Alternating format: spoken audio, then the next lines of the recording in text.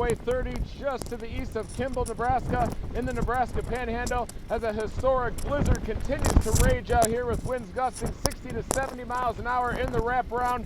All of the major roads out here are closed, including Interstate 80, Interstate 70, Interstate 76, across northeast Colorado, southeastern Wyoming, through the Nebraska Panhandle.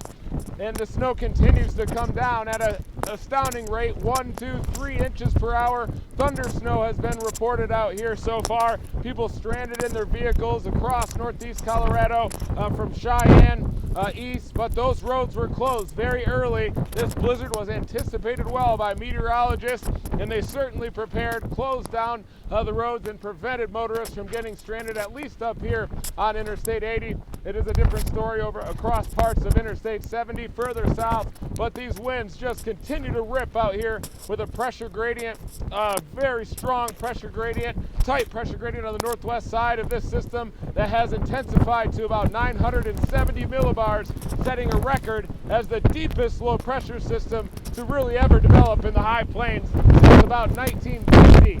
And the impacts are going to be substantial out here, with drifts likely being measured feet deep, probably 10 feet deep out here, because there is absolutely nothing to stop the wind across the high plains. And it is certainly dangerous out here to travel. You want to stay indoors. If you are heading west on I-70 or I-80 or I-76 toward the blizzard warning area, you want to change your plans, because it is absolutely dangerous, about as dangerous as it gets in terms of winter travel out here.